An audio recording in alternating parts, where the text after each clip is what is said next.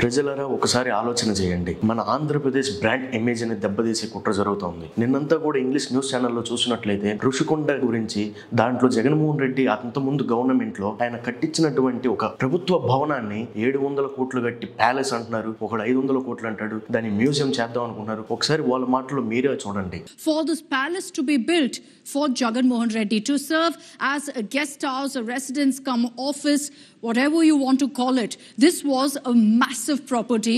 దాన్ని పెద్ద పెద్ద భూతద్దంలో పెట్టేసి ఋషికొండలో ఏదో చేసేసాడు, జగన్ ఆ ప్రజల సొమ్మును పెట్టాడు, 500 కోట్లు పెట్టి కట్టాల్సిన అవసరం ఉందని మాట్లాడి ప్రతి ఒక్కరు కూడా ఆలోచన చేయాల్సింది. పెద్ద పెద్ద G20 సమ్మిట్లు కానీ అలాంటి సమావేశాలు మన విశాఖపట్నంలో జరిగినప్పుడు ఆ డెలిగేట్స్ ని తీసుకుని వాళ్ళని ఎక్కడో హోటల్లోనో ఎక్కడో పెట్టే బదులు అది ప్రభుత్వ భవనంలోనే పెడితే మనకు అది రిటర్న్ ఆఫ్ ఇన్వెస్ట్మెంట్, రెవెన్యూ కూడా జనరేట్ అయ్యే ఆస్కారం చాలా ఉంది. ఎన్నో రకాలుగా దాన్ని ఆ ప్రభుత్వ భవనాన్ని మనం యూటిలైజ్ చేసుకోవచ్చు. ఇది ఒక గవర్నమెంట్ ఎసెట్. అది ఇవాళ పవర్ లో చంద్రబాబు నాయుడు గారు ఉన్నా, రేపు జగన్మోహన్ రెడ్డి గారు వచ్చినా, రేపు ఇంకొకరు వచ్చినా అదొక government asset. We can utilise that in any way.